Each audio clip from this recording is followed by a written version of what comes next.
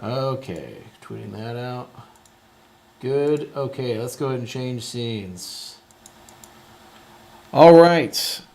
Well, hello, everybody. We are now live, and it is time to go ahead and do our Akka.net Community Stand-Up, March 9th edition. So I have here with me on the call, I've got Barry and Gregorius both here on the Pettibridge team. And you know, one thing I actually forgot to do was pull up the, I actually went ahead and forgot to pull up the agenda for today. So let me grab that first. All right. Let me go ahead and pull this over here. All right.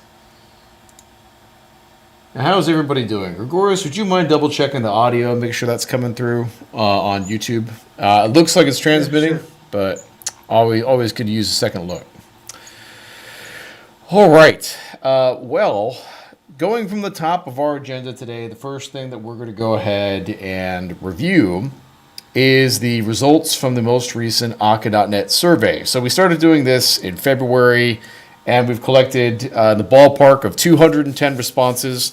So we missed the survey in 2021, but we've going all the way back to about 2017. We've been pretty consistent about surveying our user base to try to figure out what we could be doing better with Akka.net. And this was important because we're getting the Akka.net 1.5 roadmap finalized, and we needed to be able to go ahead and understand what was making a difference for end users. So first question, we had about 210 respondents. We wanted to know how many people were production users. Roughly 61% are in production now. About 22% are on their way there. And then we've got about 17% who are either just fans of the technology or don't have a use case for it yet at work. In terms of which parts of Akka.net are users planning on using, this is multiple choice, so people could select all that applied. Most of our users who answer the question are using Akka.Persistence, core Akka, of course. And then we have a decent number of users who are running Akka.Cluster and Cluster Sharding. Let's see, now if I go and scroll down here, we have our how likely are you to refer Akka.net to a friend or colleague. So we have a reasonably high net promoter score, at least among people who've answered questions. I went ahead and I reached out to a couple of users who gave us lower scores. By the way, I'm hearing an echo back from somebody. But I went ahead and I went ahead and actually, some of the people who gave us 6s, 5s, this person who gave us a 3 was still in the middle of evaluating Akka.net. I went ahead and asked them for some feedback. And some of the questions I heard, some of the feedback I heard back was that it wasn't intuitive. So the lack of strong typing around actors made it difficult. In one case, it was clearly an issue with our documentation where this user was using actor selections everywhere and was wondering why that was necessary. So that's clearly an instance where our documentation steered someone down the wrong path. And then a couple of other interesting pieces of feedback I got from people who gave us lower scores was that they viewed Akka.net as not a cloud-native technology, which is a little puzzling to me since we are, of course, a distributed systems technology. But what they kind of meant in that context was, and this is also the same user who mentioned they were moving to Dapper, was they were looking for these sort of multi-cloud agnostic type solutions, and Akka.net's a little low level for that. We're a great technology that's meant to be used for building distributed applications, but we're not a replacement for something like Kubernetes, for instance. But I think that also reflects some improvements we need to make around our tooling, literature, and spelling out some of our use cases. So that's a bit of the sort of general feedback we received on Akka.net in this survey. And I've probably got some more users I need to go and follow up with about some of their feedback. But this is very helpful for us. And a lot of the feedback that we receive really is what makes it into our engineering and documentation plans, this stuff. So it's a really good idea to go and give us direct feedback, particularly about things we could be doing better. Because we have a desire to go ahead and build best-in-class tools for all the members of our team. And negative feedback is really important to help us understand what we could be doing better. So let's take a look at some of the feedback about our roadmap, about what users want as far as the future major versions of Akka.net are concerned. So one question we had, and this relates to a big part of the Akka.NET 1.5 roadmap that's absolutely going to happen, which is we're going to eliminate the need for Lighthouse and a number of different, let's say, seed node configurations from being kind of the default way people build clusters.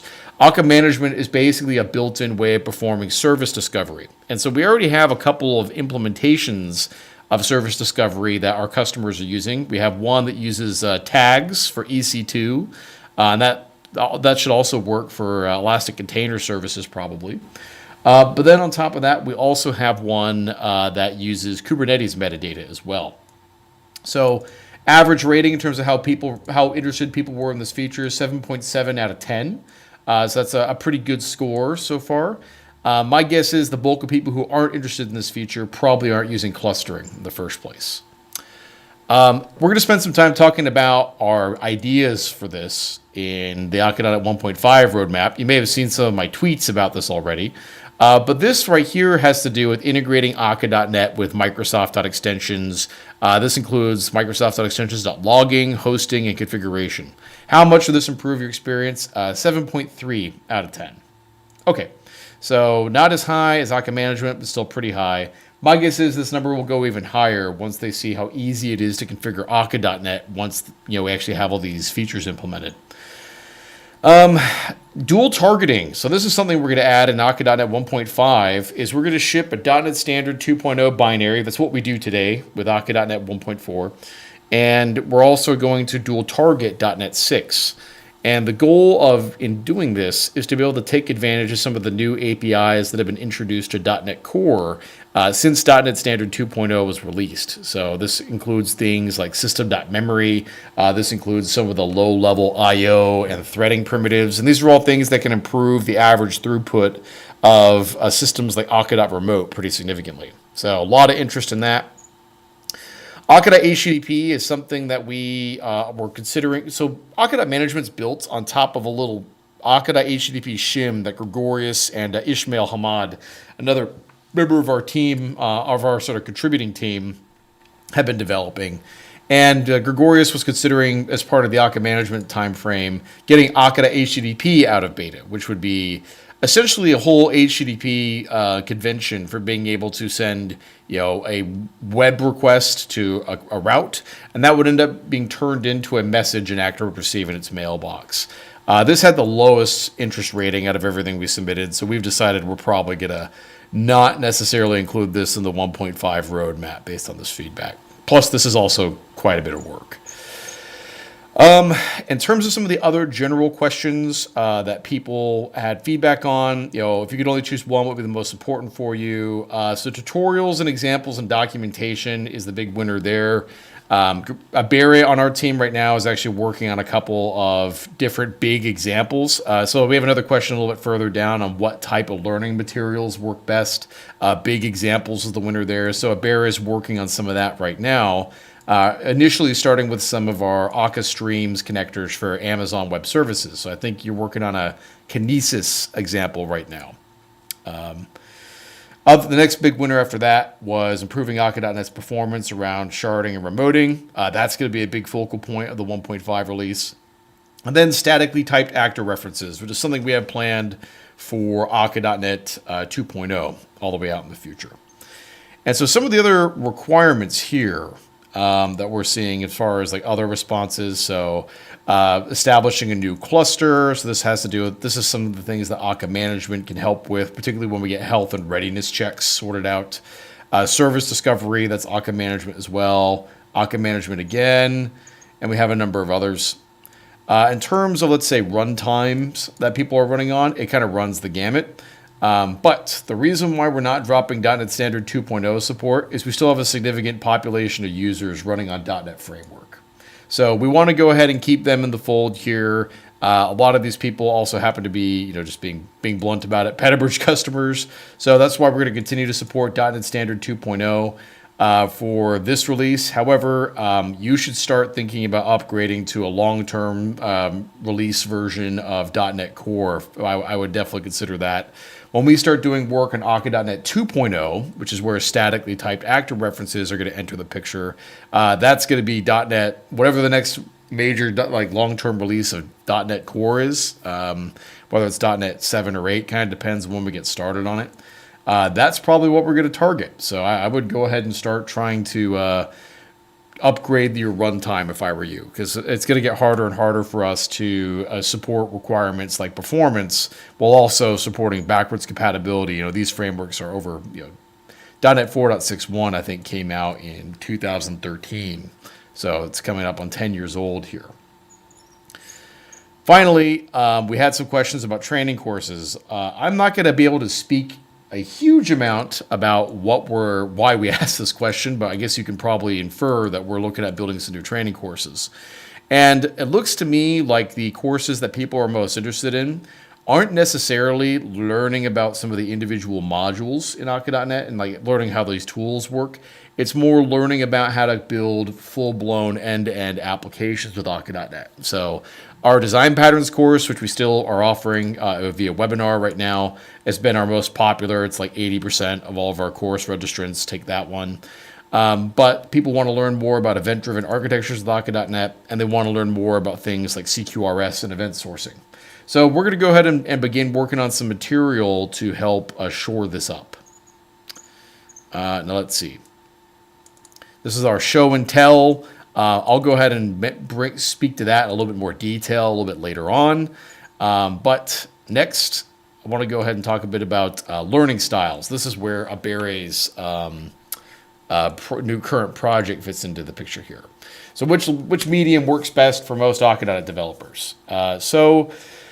Live instruction via webinar or workshop got the lowest. Okay, got it. We're probably going to end up winding down our live courses and replacing them with some more learn by doing courses similar to Akka.NET Bootcamp. Message received, and then bigger examples with documentations. This is what Abere is starting work on as of this week.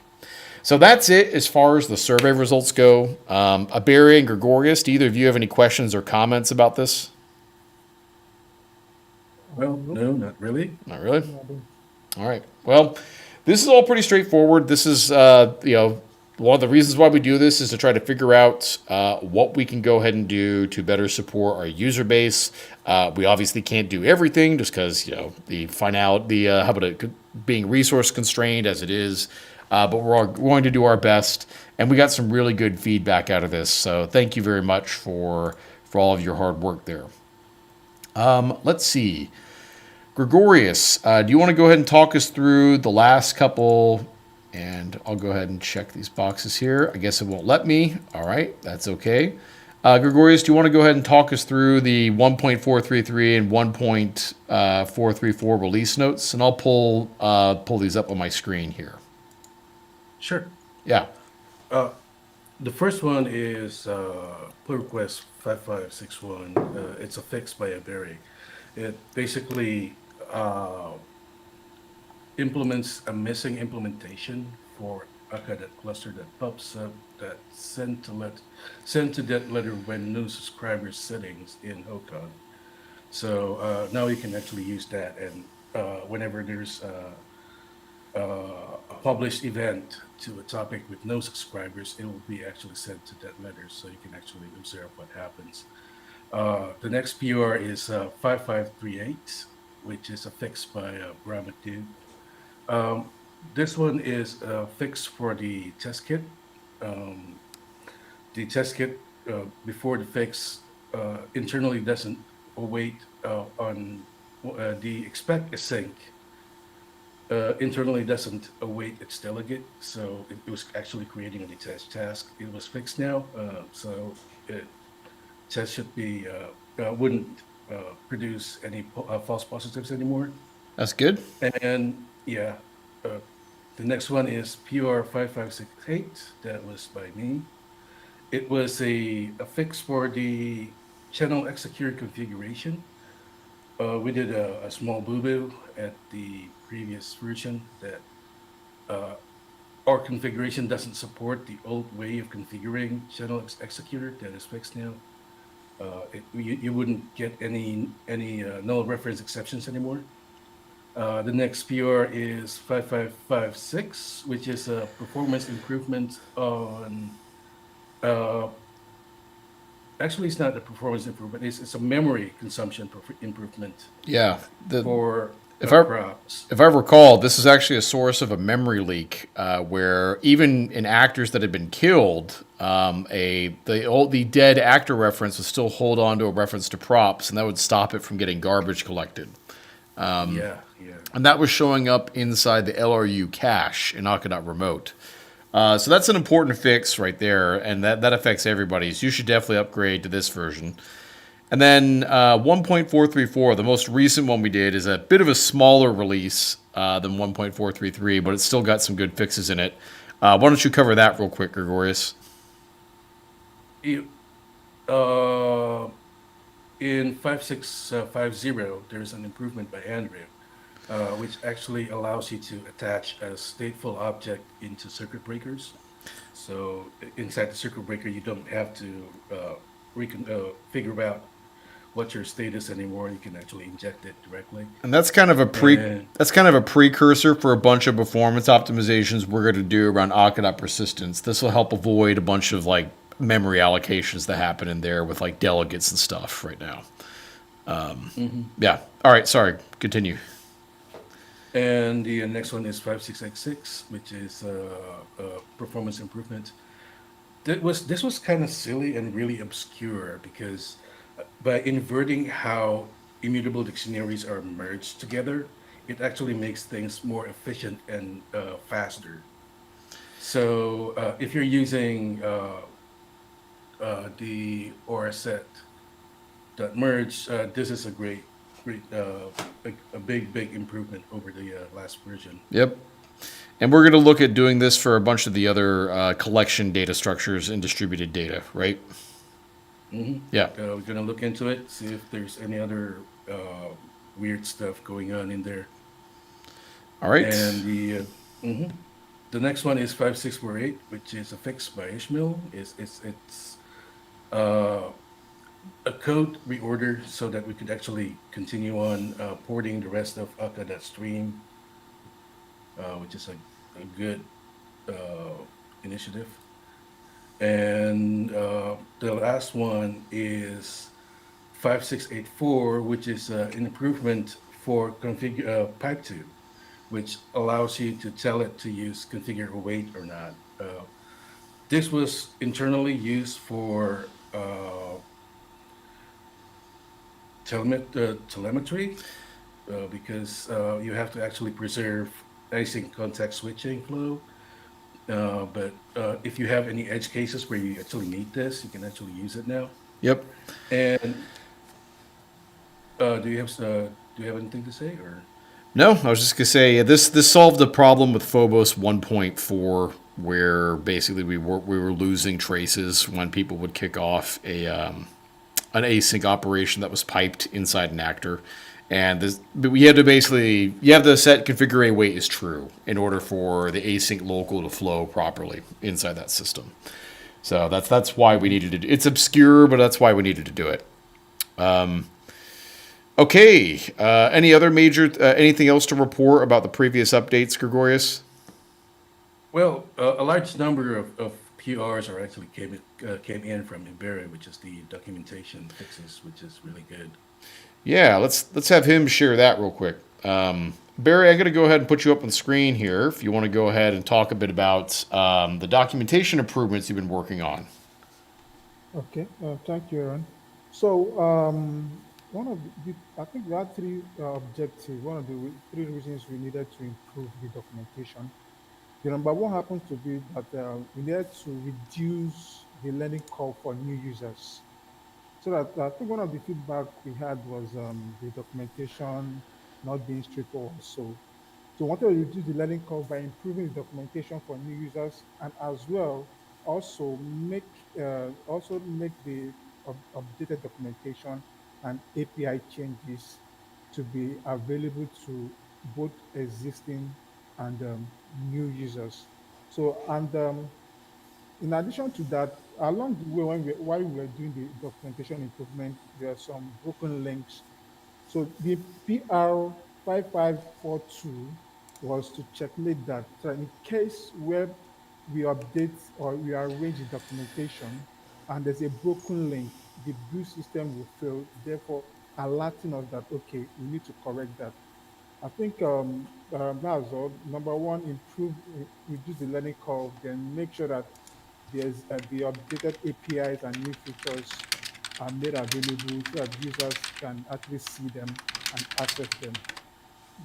Aaron? Yeah. So I pulled up your pull request here. So, Barry, you personally fixed all these warnings with the DocFX documentation, and now we have a build step that'll go ahead and fail the build if there's ever a warning with the documentation again. So if someone touches a code sample that's referenced in one of our documentation pages without fixing it, or if they try to move a page around without updating all the links, the build system will fail that pull request and automatically flag it. So we have that way much more professional quality control around the documentation going forward. And this was a Barry's big project for the early part of February, and this took quite a bit of work to do. But it's going to be a great asset going forward. Essentially, he paid down all the technical debt that was outstanding on like the actual structure of the documentation itself. And the next thing we're going to be working on here is we have some designs to go ahead and actually try to revise all the code samples. We're going to add a lot more of them. I think one specific piece of feedback we got was making sure there's an example for every Akka stream's graph stage, for instance. So we are going to do that, and we're going to go ahead and do all of that with a brand new look and feel to the website too. Let me see if I'm done actually building this yet. Let's see. This might take a minute. It took me quite a long time to go ahead and serve the documentation here. So I'm going to go ahead and let that run. But we do have, if I go here to our pull requests, a preview of what it will look like. If I go to here, DocFX custom theme, I'm going to be deploying this a little bit later today, which is a brand new custom DocFX theme. The most important thing this theme does is the code samples are a lot bigger than we had before. So that should make it pretty easy for us to go ahead and make the whole experience a lot more readable for our users. Let's see, Gregorius is asking in chat, can all of you guys hear Gregorius and Iberia speak? Looks like they're transmitting in OBS, but it's always good to hear back from the audience members if that's the case. If one of you could do us a favor and leave a comment in chat, that'd be fantastic. Okay. Now for what we've all been waiting for, which is talking a bit about, if I go back to my notes here, talking about Akka.NET 1.5 and some of the other projects that are going along with it. So the first thing I kind of want to go ahead and discuss is generally, let's see if I'm done building the website here. So I set of literature we're going to publish to the website that'll go ahead and show exactly what we're working on. I'll give that a minute to go ahead and run. But in the meantime, I'll show you our internal version of this document, which is basically we have the following goals with Akka.NET 1.5. So to give you a sense of time frame, the development branch of Akka.NET is going to become the 1.5 branch on April 1st. So April Fool's Day, bad day to go ahead and plan, a set of changes like that, but that's when we're going to go ahead and do it. So we're essentially, and we might even actually start that even earlier potentially, but that's when we're going to go ahead and begin our official development sprint on it. We expect the development of Akka.NET 1.5 will take about 3 months. That's what it looks like on paper here. We're not going to be able to finish all the documentation examples and improvements. That's going to be a continuous thing we have to do all the time. But these goals, we believe we can go ahead and meet within 3 months. And I'm going to show you a preview of what we've been working on to try to support that in just a moment here. So first, improved Akka.Remote and cluster sharding performance. In the version of this I'm going to have published on the website, we have today, I benchmarked on my sort of primary development machine at my home office. Akka.Remote can execute the ping pong benchmark with 100% CPU utilization in, let's say, about 350,000 messages per second is about what I get. We want to get to 1 million messages per second in Akka.NET 1.5. And that's going to primarily involve restructuring the way Akka.Remote works. We have a couple of benchmarks that are contributed by users for measuring the performance against Akka.Cluster sharding.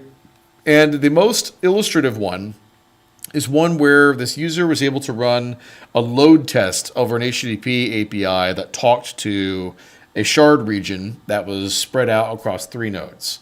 And the performance bottlenecks were pretty consistent on there, regardless of the degree of parallelism of how many different parallel operations are being constructed. And there's only one explanation for why that could be. And the answer is the read side of Akka.remote is the bottleneck. It's the rate at which we're able to deserialize and dispatch messages after they're received over the network is what's really at fault there. So we need to go ahead and restructure the Akka.remote pipeline because it has a bunch of head-of-line blocking issues right now. And that's the biggest limiting factor for the performance of anything that touches Akka.remote, including Akka.cluster sharding.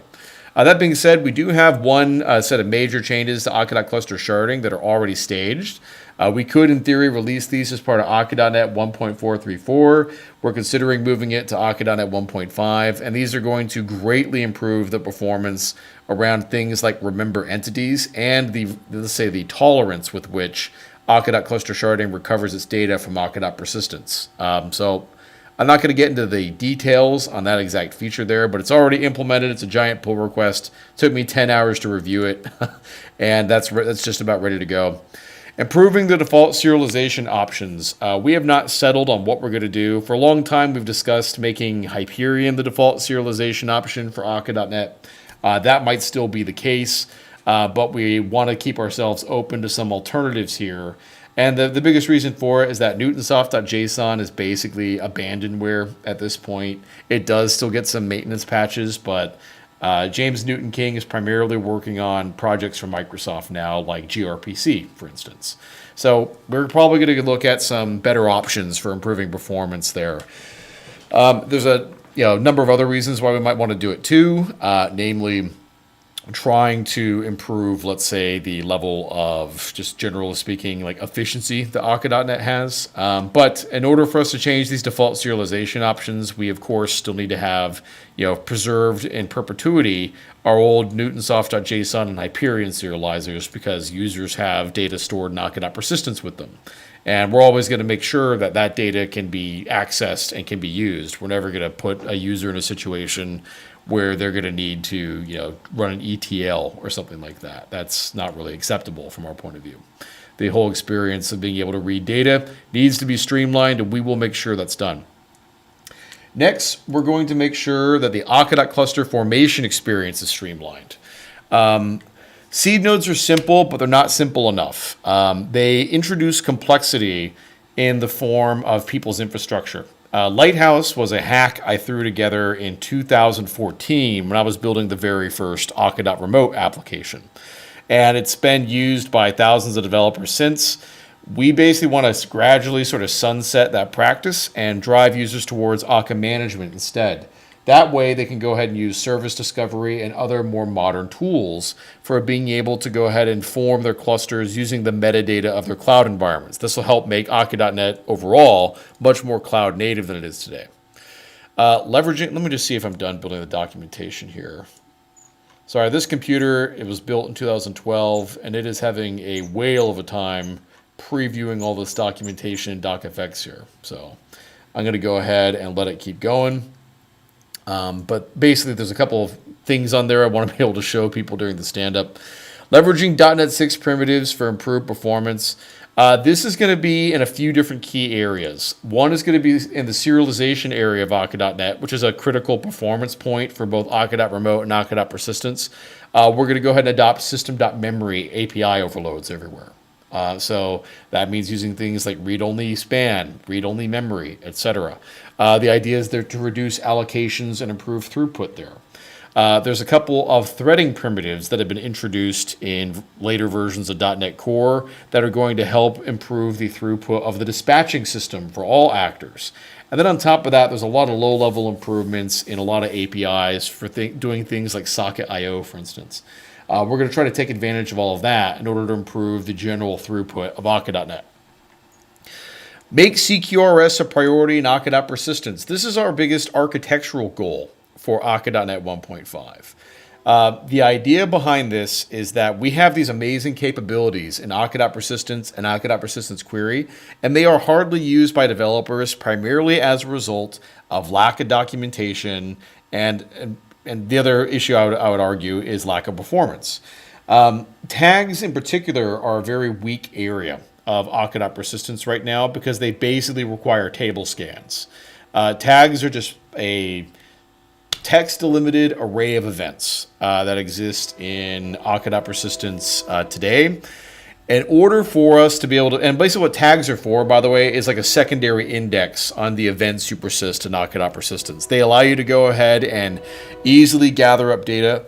Apologies if you can hear the train going by in the background here. But they allow us to go ahead and easily query data that belongs to multiple entities based on properties you tag on each of those events as you save them. They allow for all sorts of interesting CQRS scenarios, particularly for doing things like projections where you source data from multiple business entities. We want to make that a higher priority. Andrew, one of the other sort of core developers of Akka.net, has a prototype for this in Akka.Persistence.link to DB, where we basically are going to move tags into their own indices. That should go ahead and make them much faster during reads, and should go ahead and make this a much stronger first-class citizen inside Akka.net. Part and parcel with this means that we need to go ahead and also have much richer documentation and examples around this technology as well. That's something else we're going to do. Leverage Microsoft.extensions more closely. I'm going to show you a preview of this. This feature is basically built in a prototype fashion, and it eliminates the need for HOCON entirely in Akka.net. Now, actually, I should rephrase. For most applications, you will not need any HOCON, but if you still need it for tuning some of the bells and whistles that people don't commonly use, then you still have the ability to pass HOCON in through this structure here. And I'm going to show that in a minute. And then finally, we have cleanup. There's a lot of old APIs that we're going to get rid of. Pattern match being a good example. That existed before the switch statement was given pattern matching abilities in .NET. We don't need it anymore. We're going to get rid of it. We have a couple of specific feature areas we're going to work on that I've called out here. So for one you might notice is Akka.remote gRPC transport. This has already been built and prototyped. It has roughly the same performance that .NET does right now. So we are convinced that the issue we need to focus on is the Akka.remote actors first, at which point we can go ahead and revisit this. But we do have a gRPC transport. It's not currently released. It wouldn't help your performance anyway, to be honest with you. It's the bottleneck is in the remoting actors, so we need to fix that. One design change we're considering doing is lowering the serialization from the Akka.remote endpoint actors into the transports. This will make it much easier to take advantage of things like byte array pooling and other newer features that have been added to system.memory and a couple of the other basically memory management APIs in .NET. And then we're going to redesign the Akka.remote transport APIs a little bit to go ahead and support this lowering of serialization into it. This might also involve redesigning the actors that talk to them. Let's see, leverage .NET 6 primitives. We're going to introduce .NET 6 dual targeting to all core libraries. And we're going to go ahead and have a particular focus on system.memory, since that's an area where we've identified where we can save a tremendous amount of basically memory allocation and throughput. Let's see, Akka.Persistence tag indexing we've talked about. We have, let's see, the Akka.cluster formation experience. Gregorius has an entire epic around what that's going to take to get Akka management out of beta. That activity is going to run more or less in parallel with Akka.NET 1.5. And now let's get to the big kahuna, which is talking about Akka.NET's Microsoft.extensions, hosting APIs, and also things like logger support and HOCON 3. So I'm going to go ahead and show you a couple code samples. This is a private repository that we will probably make public by the end of next week. This is a prototype I've put together over the past few days. I think I've spent maybe 16 hours on it so far. That is going to essentially eliminate the need for having to manually write HOCON and having to come up with a whole bunch of boilerplate for hosting Akka.NET actors inside a modern .NET application. Now, worth noting, these APIs only need .NET Standard 2.0, so they should work going all the way back to .NET Framework 4.61 if you want. But for argument's sake, I'm just using the .NET 6 minimal APIs and ASP.NET here. So I have two code samples. Let me go ahead and start with the simpler one, which is, let's see, I think that sample is here, simple demo. So this simple demo right here is basically this line of code right here, where what I'm going to do is I go ahead and I call on this iService collection. This is the dependency injection sort of builder pattern that you use for configuring, modern .NET applications. And we have this new extension method called add Akka. And I pass in my actor system name here, and then I get this Akka configuration builder back. And this configuration builder is an extensibility point where people can go ahead and write their own libraries that can go ahead and append to the configuration builder and give it new capabilities. This configuration builder is really simple. It's basically a builder pattern for structuring HOCON and setups, which are the two different. So setups are programmatic configuration. HOCON is text-driven configuration. So this configuration builder is basically just a object that goes and constructs all that behind the scenes. And so here, for instance, I can go ahead and turn on Akka.remote, and I'm going to pass in the host name I'm going to listen on. I'm going to pass in the port I'm going to listen to. If you're an experienced Akka.remote user and you know about public host name, you can pass that setting in here as well. But for the time being, we're going to leave that blank. Next, we're going to go ahead and turn on clustering, and I'm going to pass in some clustering options here. So I'm going to specify that this is the role that we're going to occupy. And these are the set of seed nodes we're going to occupy. So this is, by the way, statically typed, all of this stuff. I know that my seed nodes had to be a valid Akka.remote address. As we get Akka management out of beta, we will very likely go ahead and have, with clustering, and then instead of providing in seed nodes, there'll be another extension method down here for saying with service discovery, and you might pass in some parameter there. Next, we have this little delegate right here, with actors. This, you can have, by the way, you can call with actors multiple times. And basically, the order in which these little lambdas are going to be called is going to be in the order in which you constructed them originally.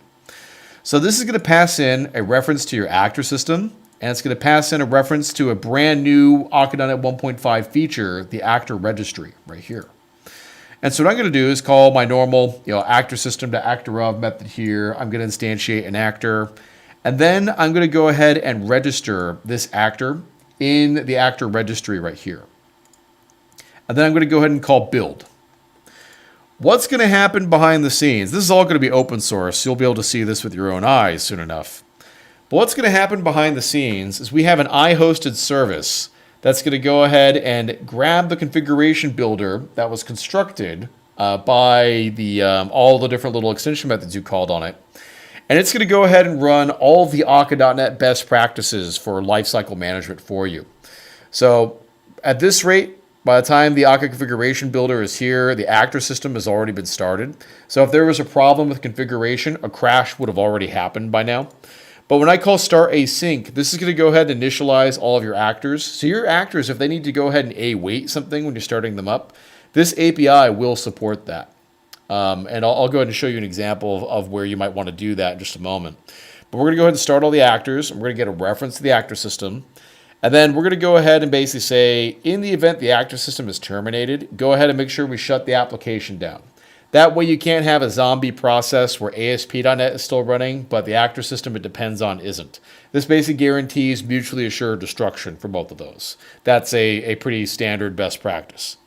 And finally down here, if the process gets terminated, we're going to go ahead and run coordinated shutdown, which is going to help ensure that tools like Akka.cluster sharding, Akka.cluster singletons, etc., all transfer all of their data over before the process exits. And that's what this little await's going to help us do. It's going to guarantee that before the process tries to exit, that all of these little operations have had a chance to complete. So that's one of the things that we're introducing back here. So that's where your actors all get started. Now, one thing you'll notice is in this really simple example, I am basically just mapping a simple HTTP route right here. And I'm going to pass in the HTTP context as my only parameter. And from that context, I'm going to go ahead and grab the service provider, and I'm going to try to grab the actor registry right here. And this actor registry has a method I could call called getEcho. The way the actor registry works is it's basically just a dictionary that uses types and generic parameters for being able to store and retrieve actors. So this is a marker type is what this is. This echo type is just a little struct. I declare it over here.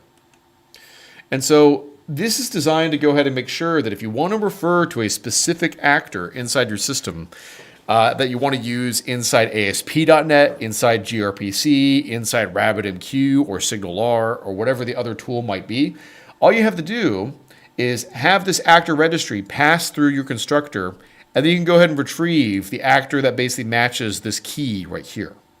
So I'm going to go ahead and call getEcho. This will give me my little actor reference right here. And then I'm going to ask that actor to perform, basically just to stringify the trace identifier. And I'm going to write the response out to the body. So if I go ahead and switch to this real quick, run it. Let's see, this should take just a moment. All right, there we go. Okay, great. And you can go ahead and see that my actor went ahead and received, this is the trace identifier generated by my browser. And if I reload, you'll see that value will change. And all this just was wired up in, if I go ahead and go back to my code sample here, you'll go ahead and see this took about 37 lines of code. If I wanted to reduce this even more, I could go ahead and tuck all these namespaces into an implicit usings file if I wanted to. So this is very minimalistic, and this required no HOCON, built a one-node actor system, and even made it easy for us to go ahead and pass our actors directly into these request delegates that ASP.NET Core is using. But let's go ahead and shut the sample down, take a look at something that looks closer to a real production application. So let me close that. Go ahead and close all those tabs. And I'll go ahead and pull up here we go. This example here is more sophisticated, and it uses Akka.Cluster Sharding and SQL Server Akka.Persistence. So again, this is much closer to what your applications with Akka.NET probably look like than that last one. So we go ahead, we start off the same way, create a new web application. We add Akka to it. We're going to go ahead and enable clustering and remoting, same as last time. But check this out. With SQL Server Persistence, and I'm able to go ahead and use the app settings.development.json file to go ahead and retrieve access to this little SQL Server instance I'm running locally on my machine directly through the connection strings collection here. So this is allowing us to go ahead and interop through this fairly simple builder API with Microsoft.extensions.configuration in a manner that it feels very familiar to most .NET developers. And what you don't see here is all of the HOCON that normally goes into building all this up. This is all being constructed for you by the builder behind the scenes. Next, we've got Akka.Cluster Sharding right here. So this with shard region is going to go ahead and require you to pass in a type key because this is going to use the actor registry implicitly behind the scenes. So we go ahead and pass in our type key. We go ahead and we name this region, whatever we want here. I could change this API, so it just uses the name of this type right here if we wanted to. But I figured it's probably better to let a user specify it. We pass in our entity props factory, so we're going to go ahead and create a user actions entity for this shard region. Pass in my message extractor, which is basically the routing code that determines which message goes to which actor. And then I pass in this little shard options class here, which specifies how we're going to store the state and what role we're going to use. So this with shard region is actually going to go ahead and call, if I go ahead and step into the code here, this calls with actors implicitly internally. And what this is going to go ahead and do is it's going to go ahead and this is a little async delegate right here. It's going to pass in the actor system registry, and we're going to pass in the actor system and the registry. And we're going to go ahead and basically say, await cluster sharding.get, start async. We're going to pass in all these little parameters here. And that's going to go ahead and start up that shard region. And we're going to get that back in the form of an actor reference here, which I can go ahead and register with this key inside the actor registry. So all that's happening implicitly behind the scenes. Well, down here, I'm going to go ahead and start my little indexer actor, which, by the way, is using some of these CQRS patterns we're going to talk about with Akka.Persistence query in a minute. This is going to go ahead and allow this actor to receive a reference to this shard region, and we're going to be able to pass it into this shard region constructor right here. So I'm going to say, all right, my new indexer actor is going to go ahead and receive a reference to the user action shard actor right here. And if I go and take a look, in our constructor, this kind of looks like any usual actor. Well, the other ways that this new plugin would allow us to go ahead and accomplish the same objective here is I could use the Akka.dependency injection library, and I could go ahead and just essentially have this actor require a reference to the actor registry in its constructor, and it can perform that resolution inside of it as well. So you could actually use constructor-based DI all the way through this sample. So that's what's going on there. We're going to go ahead and register this index actor for DI. And then I'm going to add, this is another thing I think that's really cool about the way the system works now, is it's much easier to go ahead and pass actor references around to other hosted services and other components in Akka.NET now. This hosted service right here is going to populate this code sample with test data, and the actor system is now bound to our DI container. So I can go ahead and fetch a reference to it, and then have the actor system use the scheduler to go ahead and run a recurring task that's going to go ahead and be a basic result in messages being sent to the shard region here. And so now we're actually able to properly go ahead and compose everything using hosted services and a lot of the other Microsoft.extensions.hosting best practices in a way that wasn't very easy or straightforward to do before. So we're going to do that. We're going to go ahead and build our application. And then we're going to build a real hypermedia API, where if I go ahead and call map_get on the index, we're going to go ahead and get an IEnumerable of user descriptors back. Whereas if I call map_get on a user ID, we're going to go and query an individual entity actor inside Akka.cluster sharding. So let's take a look at how this works here. If I go and pull this little sample down, I'm going to go ahead and press run. And we're going to go ahead and see that we are starting to connect to Akka.persistence now. That's great. And this is on localhost 5000 already. Go ahead and pull that up. And you can go ahead and see a bunch of our user data being populated here. And if I hit reload, you can go ahead and see that we're going to keep adding a new user about once per second. And that's because of that little background task that's running. Now, if I grab one of these user IDs right here, let's say Leia Fat version 9, which is that user's name, and I go here, /user, we'll go ahead and see records for just that user appear inside this system.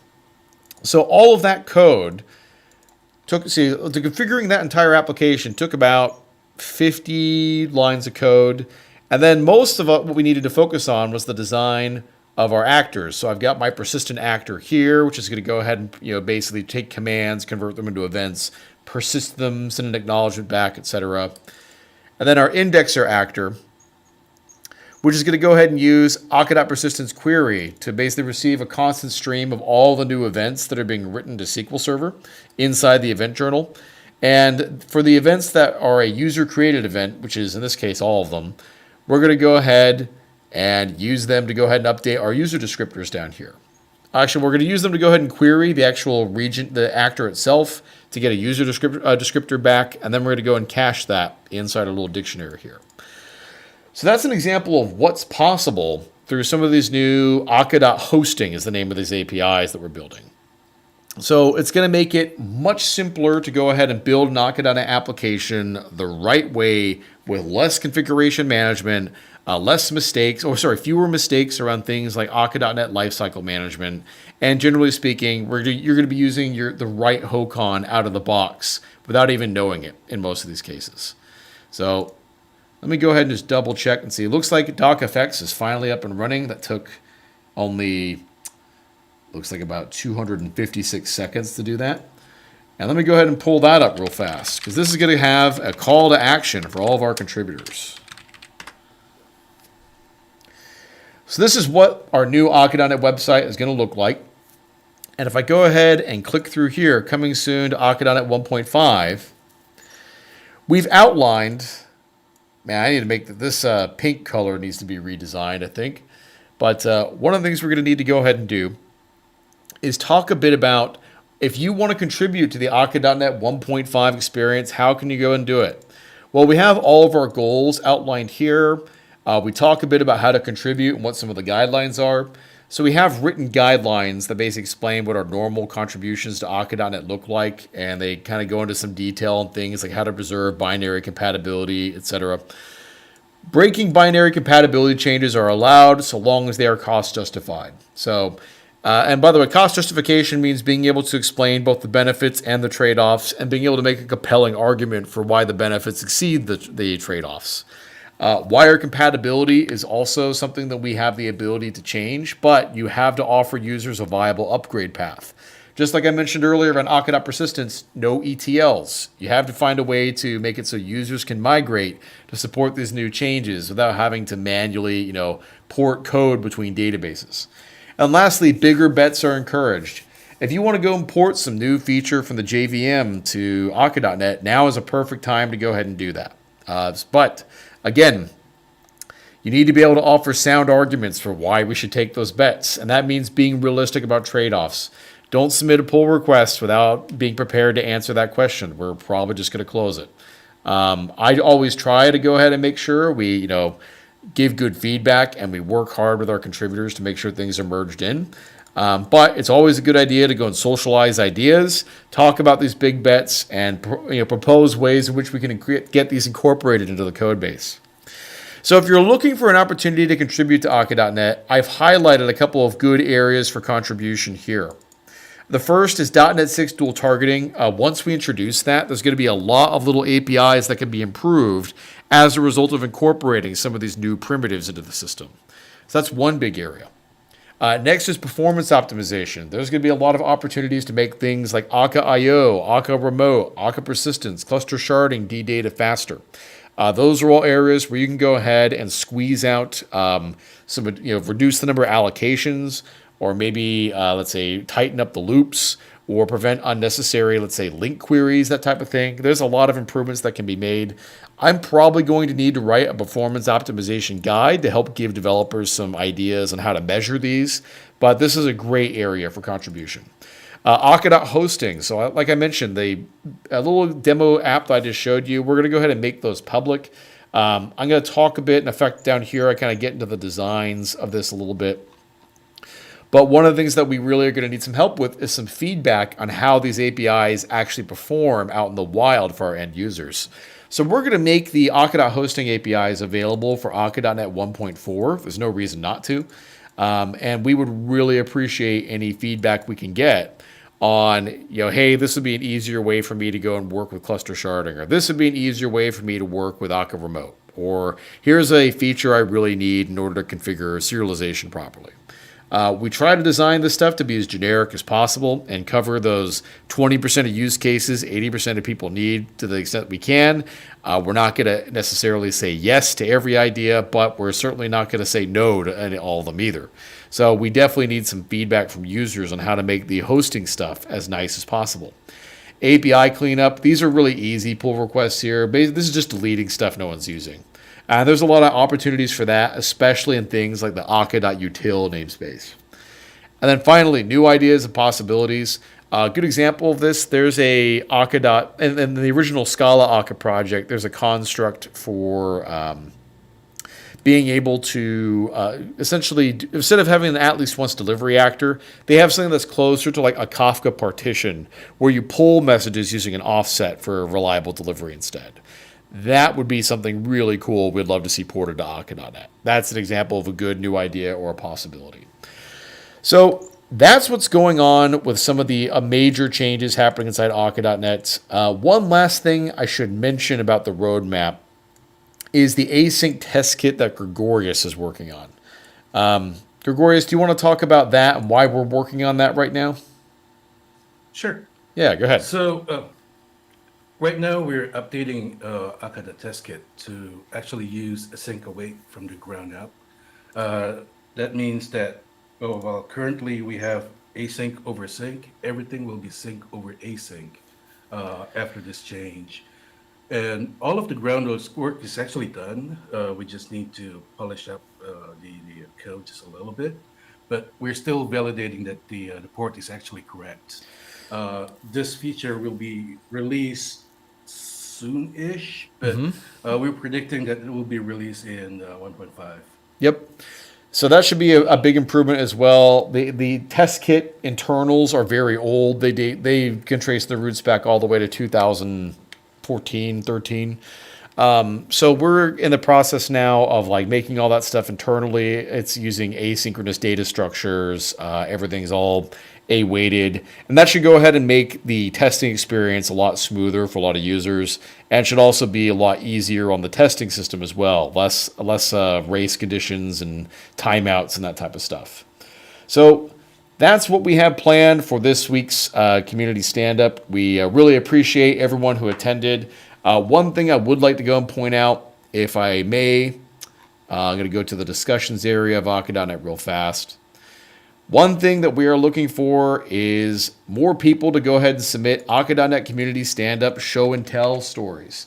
We just got a submission last night, actually, so that's pretty cool. But what this is an opportunity for people in the community who are using Akka.net to talk a little bit about their experience and to share it with users. In case you need your company to sign off on it, this is a really good recruiting tool. Talking about the cool projects that you're working on. There are a lot of people in the Akka.net community who love Akka.net but can't use it at work for various reasons. This is a good way to try to attract some of those people to your company. So I would highly encourage you to go ahead and take a look at the Akka.net community stand-up. The form basically asks a bunch of questions that will help us structure your presentation. So we're going to work with people who fill out these forms in order to try to make sure that they are able to put together a compelling presentation that tells their story. And we're going to go ahead and start featuring these in our Akka.net community stand-ups beginning in April. So going forward, our community stand-ups are going to happen on the second Wednesday of each month. So our next date is, if I go to the discussions area here, our next scheduled date, the YouTube link is already up. That'll be April 13th, 2022. So thank you very much for your time today, everybody. I'm going to stick around here for a minute or two if anyone has any questions. Otherwise, you should always feel free to go ahead and hit us up on Twitter, on GitterChat, or you can always email us at hi@petabridge.com. So any questions from anyone?